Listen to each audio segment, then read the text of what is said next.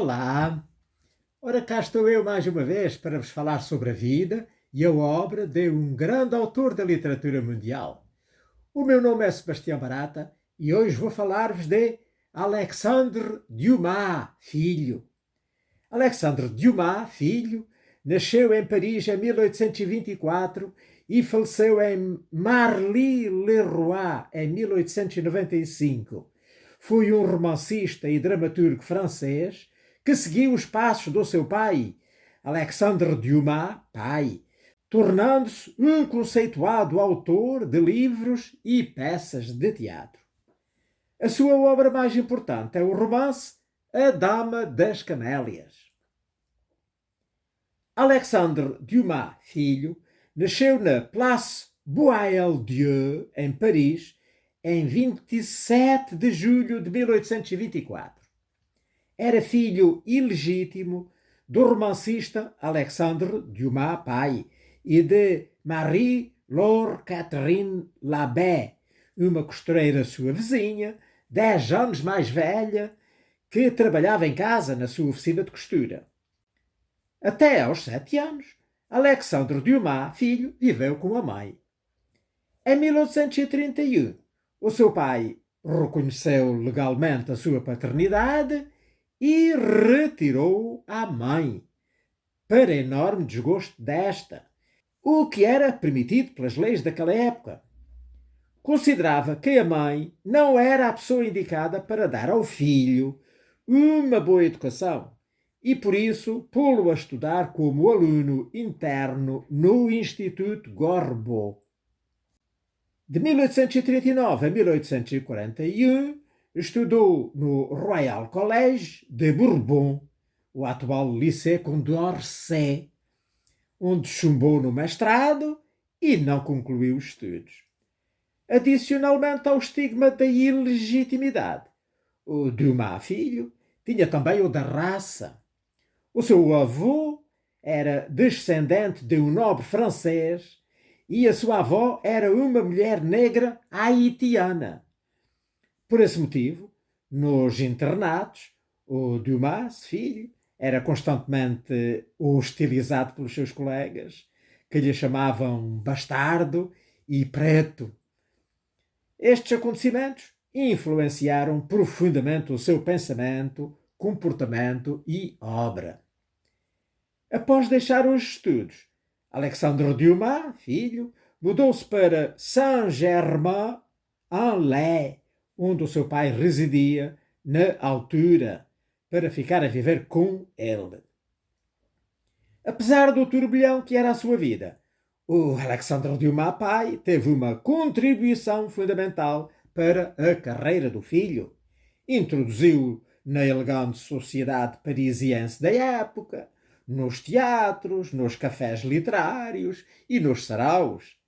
Com cerca de 20 anos, Alexandre Dumas, filho, graças aos subsídios do pai, tornou-se um dos jovens dandies mais proeminentes da época e um observador da alta sociedade francesa do século XIX, à qual não pertencia de berço, mas que passou a frequentar e com a qual até se identificava por vezes. O jovem Alexandre tentou tornar-se independente do seu pai famoso. Iniciou um emprego burocrático e começou a publicar poemas em jornais. O seu primeiro livro, Péché de Jeunesse, que significa pecados de juventude, era uma recolha de poemas e foi financiada pelo pai. Publicou também um romance em vários volumes, Histoire de quatre femmes et d'un perroquet, que significa a história de 4 mulheres e um papagaio, e que foi publicada entre 1846 e 1847. E viajou também pela Argélia e pela Espanha. Nos ambientes ricos e elegantes que frequentava, conheceu em 1842, aos 18 anos, uma jovem de 20 anos, vestida de branco, era a famosa cortesã Marie Duplessis, que tinha clientes como o compositor Franz Liszt, da qual o Alexandre se tornou amante. Em 1845, rompeu o relacionamento com ela. Parte da justificação pode ser encontrada no seguinte trecho de uma carta que ele lhe escreveu. Minha cara Marie, não sou rico o suficiente para a amar como eu gostaria. Nem sou pobre o suficiente para ser amado como você gostaria que eu fosse. Marie Duplessis faleceu em fevereiro de 1847 e essa morte afetou profundamente o jovem escritor principiante que, poucos meses depois, decidiu isolar-se no Auberge du Cheval Blanc, em Saint-Germain-en-Laye, para escrever a história bastante autobiográfica do seu romance com a falecida cortesã. Trabalhou febrilmente e concluiu a tarefa em 3 semanas. O resultado foi o seu mais famoso romance, La Dame aux Camélias, ou seja, em português, A Dama das Camélias, lançado com um enorme sucesso em 1848, ou seja, no ano seguinte. Em 1851, o próprio autor adaptou o romance para o teatro, mas a peça foi proibida por imoralidade. A primeira representação aconteceria apenas em 2 de fevereiro do ano seguinte. O papel da protagonista, a Margarita Gautier, tem sido cobiçado pelas mais talentosas atrizes, entre as quais Sarah Bernard, que a interpretou no cinema e nos mais importantes palcos do mundo. A Dama das Camélias foi também adaptada para a ópera em 1853 por Giuseppe Verdi, sob o título La Traviata, e foi a base de um grande número de obras teatrais, cinematográficas, televisivas, coreográficas, etc., até hoje. Impulsionado pela fama e pelos rendimentos da Dama das Camélias, Alexandre Dumas, filho, escreveu 12 romances, alguns ensaios e muitas peças de teatro. Nos seus escritos fazia um ajuste de contas com a sociedade que o humilhara. Em 1866 publicou o seu romance semi-autobiográfico L'Affaire Clemenceau, o processo Clemenceau, considerado por muitos como uma das suas melhores obras. Outros dos seus romances mais considerados são Césarine, que significa Cesarina, não é? De 1848, Le Docteur Servan, ou Doutor Servan, que saiu em 1849, Antoinine, que é Antonina, de 1849 também, Les Romans d'une Femme, que significa o romance de uma mulher, também no ano de 1849, Trois Hommes Forts, os 3 Homens Fortes, que saiu em 1850, e La Dame aux Perles, a Dama das Pérolas, de 1853. O êxito teatral da Dama das Camélias fez com que Alexandre se envolvesse cada vez mais na carreira de dramaturgo. Nas suas peças, criticava os preconceitos da época com uma visão moralista. Criticava, por exemplo, o adultério e defendia a igualdade de direitos do homem e da mulher. No entanto, na vida real, seguia os passos do pai, envolvendo-se com inúmeras mulheres, muitas das quais casadas.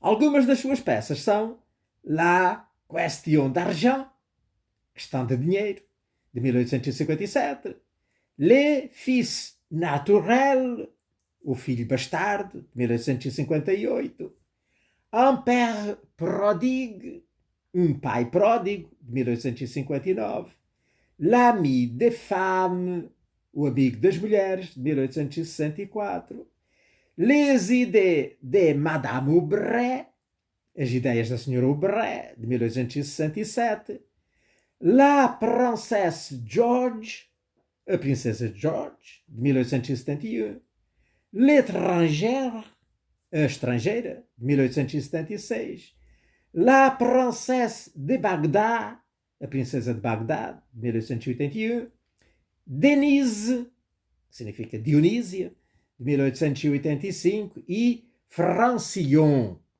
de 1887. Dumas teve uma relação difícil com a atriz Marie Delaporte, que atuou em várias das suas peças. Esta relação platónica terminou com a partida de Marie Delaporte para a Rússia em outubro de 1868. Em 1864, Alexandre Dumas, filho, casou-se com a princesa Nadeia Naryshkin, conhecida como Nadine, viúva do príncipe Alexandre Naryshkin, com quem já tinha uma filha, a Marie Alexandrine Henriette, mais conhecida por Colette, que tinha nascido em 1860 e que foi reconhecida pelo pai em 1864, então quando casou com a mãe. Após o casamento, tiveram ainda outra filha, a Olga Marie Jeanne, mais conhecida por Janine, que nasceu em 1867.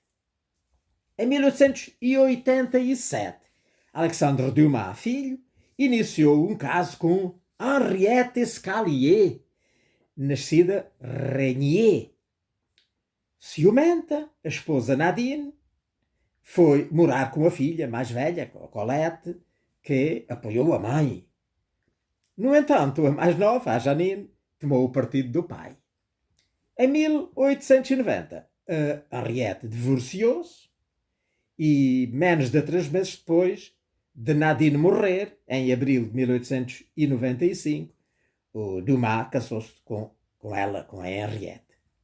Mas o casamento durou pouco, pois o Alexandre Dumas, filho, morreu em Marly-le-Roi, no departamento de Yvelines, no dia 27 de novembro desse ano de 1895, com 65 anos. Foi enterrado no Cimetière de Montmartre, em Paris, na França, portanto. A fama como escritor de Alexandre Dumas, filho, rivalizou internacionalmente com a do Alexandre Dumas, pai.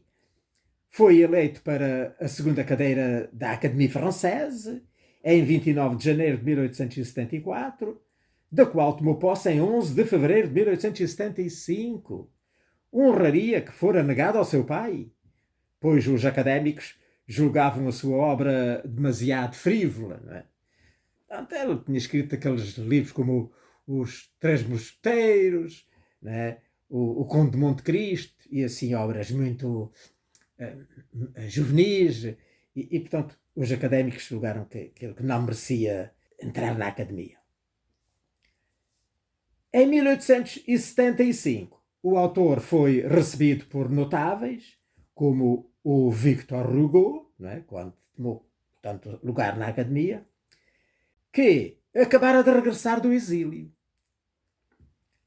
Tornou-se também amigo de Louis Pasteur e de Júlio Verne, que em 1885 lhe dedicou o seu romance Matias Sandorf. Foi galardoado com a Légion d'Honneur de França, com os graus de cavaleiro em 14 de agosto de 1857, oficial em 7 de agosto de 1867, comandante em 13 de julho de 1888 e grande oficial em 29 de dezembro de 1894. Portanto, subiu a escala toda. Profundamente marcado pela sua infância dolorosa e pela ilegitimidade, o Dumas filho tornou-se o porta-voz das causas que não eram apoiadas no seu tempo e denunciou certas injustiças sociais. Escreveu sobre personagens femininas trágicas em quase todas as suas obras, nomeadamente nas peças O Filho Bastardo e Um Pai Pródigo, que são as suas mais conhecidas, onde ele critica duramente o destino reservado pela sociedade às mulheres abandonadas e aos filhos ilegítimos. Foi por isso rotulado como um autor de escândalos. Embora a sua vida tenha algumas semelhanças com a do seu pai, o Alexandre Dumas, pai, especialmente até se casar pela primeira vez aos 40 anos, foi sem dúvida uma vida muito menos emocionante, mas também menos perdulária do que a do pai. Também a sua obra é muito mais curta do que foi a do pai e também, na verdade, menos conhecida. A grande obra-prima dele, do Alexandre Dumas Filho, essa sim não fica abaixo do pai e que atingiu um renome mundial, é A Dama das Camélias, que julgo ser a única que está editada em Portugal, pelo menos nos últimos 50 anos para cá. Parece que houve alguns livros editados no início do século XX, mas não se sabe hoje nada deles. Ora bem, então, depois disto, eu iria falar alguma coisa sobre A Dama das Camélias, claro, o que é o livro que cá temos em Portugal e que tem muitas edições em Portugal, mas mesmo muitas. As mais variadas editoras se têm dedicado a editar este livro. Esta que eu tenho aqui é dos livros de bolso daquela coleção da Minerva, que saiu há muitos anos, e que eu tenho ali vários livros dessa coleção, entre eles este maravilhoso livro. E que, portanto, andei a ler esta semana e que vou tentar falar alguma coisa sobre ele. A Dama das Camélias foi publicado, como vimos, em 1848, com um enorme sucesso. É um dos mais célebres romances do século XIX. Conta-nos a história de amor da belíssima plebeia Margarida Gautier, portanto isto na tradução portuguesa, não é? Com um jovem da alta burguesia francesa, o Armando Duval. Adaptado no ano seguinte para o teatro pelo próprio autor, só foi representado em 1852. A obra retrata o romance entre Margarida Gautier, a mais cobiçada cortesã parisiense, e Armando Duval, um jovem estudante de Direito que pertence a uma família aristocrática. Armando apaixona-se por Margarida, que se revela uma cortesã diferente das outras. Apercebemos de que caiu naquela vida para fugir do seu passado e um amor verdadeiro talvez a pudesse reabilitar. Os amantes deixam o glamour de Paris e retiram-se para o campo, para uma casa nos arredores da cidade, onde vivem intensamente o seu mútuo amor, e a Margarida melhora muito, mas mesmo muito, da sua debilitada saúde. Perante a falta de notícias do filho, que deixou de lhe escrever, né, o pai do Armando desloca-se a Paris, onde toma conhecimento do que se está a passar. Convoca o filho para a sua presença e tenta convencê-lo a acabar a relação com Margarida. Como não consegue nada dele, toma uma decisão drástica. Procura a Margarida, a sós, e faz-lhe ver que tem de deixar o seu filho para não arruinar o bom nome da família. A Margarida, muito infeliz, aceita abandonar o seu amado para não o prejudicar, portanto, por amor, dizendo-lhe que já não o ama e que até já está comprometida com o outro. O Armando, desolado, coitado, regressa com o pai lá à província e a Margarida tenta esquecê-lo, mergulhando de novo na vida cortesã de Paris. Mas a tuberculose de que ela já sofria, não é? Há vários anos, agrava-se muito e quando o Armando Duval descobre que a renúncia ao amor por parte de Margarida Gautier resultou da pressão do seu pai, já é muito tarde, já não pode fazer nada por ela. Ora, como vimos, a inspiradora deste romance foi a jovem cortesã Marie Duplessis, que o Alexandre Dumas, filho, conheceu lá em Saint-Germain-en-Laye, em Paris. O próprio autor, no ano de 1867, afirmou que a pessoa que me serviu de modelo para a heroína da Dama das Camélias chamava-se Alphonsine Plessis, que alterou o nome para Marie Duplessis, por achar que era mais eufónico e mais sugestivo. Esta jovem, de acordo lá com o Dumas, era alta e muito esbelta, de cabelo negro e rosto rosa e pálida. Tinha a cabeça pequena, olhos rasgados, com o aspecto da porcelana de uma japonesa, mas vivos e finos, os lábios com o vermelho das cerejas e os mais belos dentes do mundo. Portanto, isto afirmou sobre a Marie Duplessis, né, que lhe inspirou a Marguerite. Marie Duplessis, ou Rose Alphonsine Plessis, né, como queiramos, nasceu na província, mas mudou-se para Paris, onde se tornou numa deslumbrante cortesã que arrebatava os corações, inclusive o de Dumas filho, que se apaixonou intensamente por ela. Questões de dinheiro levaram à separação, indo a cortesã refugiar-se nos braços do compositor Franz Liszt, que também a adorava, e, mais tarde, a casar com o Visconde de Périgord. O fascínio por esta jovem mulher, que morreu muito nova, com apenas 23 anos, levou o Alexandre Dumas a construir a personagem da Marguerite Gautier, a personagem, portanto, de uma trágica história de amor, muito parecida com aquela que ele próprio tinha vivido, como poderão ver se lerem o livro, como eu fiz. Também o nome, Dama das Camélias, se relaciona com a Marie Duplessis, que gostava de se rodear de flores, mas que recorria às camélias, que não têm aroma, não é? Para enfeitar a sua casa, pois se sentia mal com o perfume das rosas. A Dama das Camélias é uma narrativa emotiva, marcada pelo lirismo romântico, muito ao estilo da obra do Camilo Castelo Branco, que acabou por simultaneamente chocar e fascinar a sociedade da época.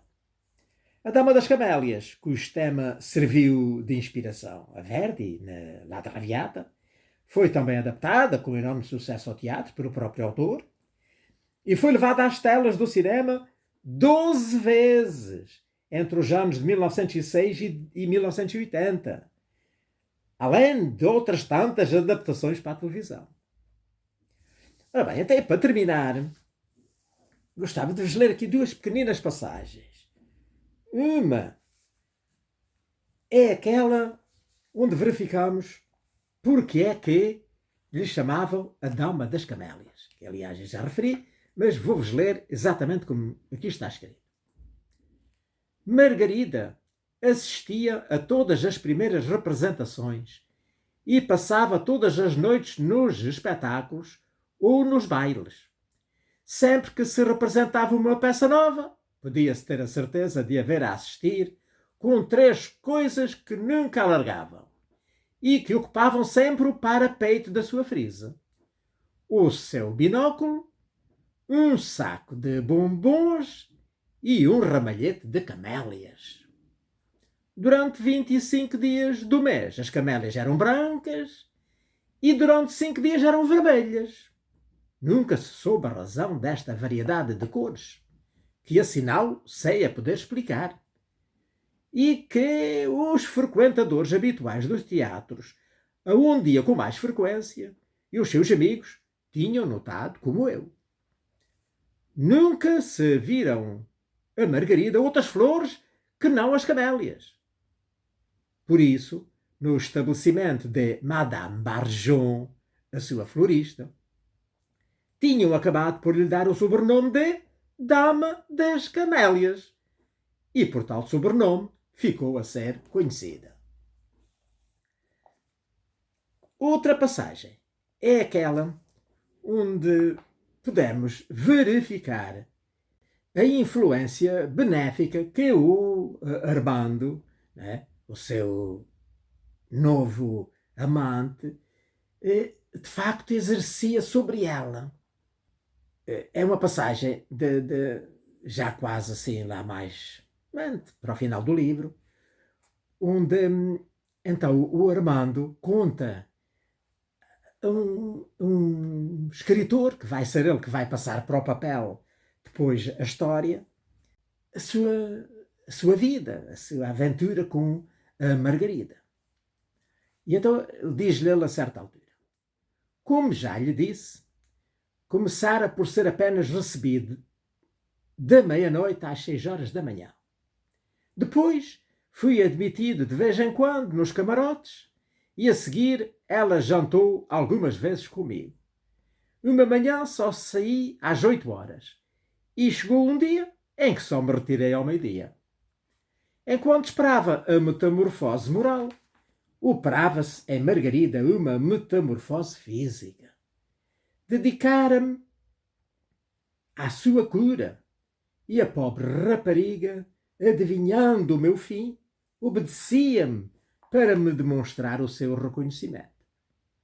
Conseguira, sem abalos e sem esforço, afastá-la quase por completo dos seus antigos hábitos. O meu médico, por quem a obrigara a deixar-se observar, dissera-me que só o repouso e a calma lhe poderiam conservar a saúde, de modo que conseguira levá-la a substituir as ceias e as noites perdidas por um regime higiênico e pelo sono regular. Sem dar por isso, Margarida ia-se habituando àquela nova existência, da qual principiava a sentir os efeitos salutares. Já começava a passar algumas noites em casa, ou então, se o tempo estava bom, envolvia-se num chale, cobria-se com um véu e íamos a pé, como duas crianças, percorrer à noite as alamedas sombrias dos Campos Elíseos. Regressava fatigada, ceava levemente e deitava-se depois de tocar um pouco de música ou de ler, o que nunca fizera. A tosse, que me dilacerava o peito sempre que a ouvia, desaparecera quase por completo. E pronto, olhem, por aqui me fico. Espero que tenham gostado desta conversa de hoje sobre o Alexandre Dumas filho e sobre a sua grande obra-prima, A Dama das Camélias. Espero que Deus me dê vida e saúde para cá poder voltar na próxima semana e vos falar sobre a vida e a obra de outro grande autor da literatura mundial. Ora, passem muito bem!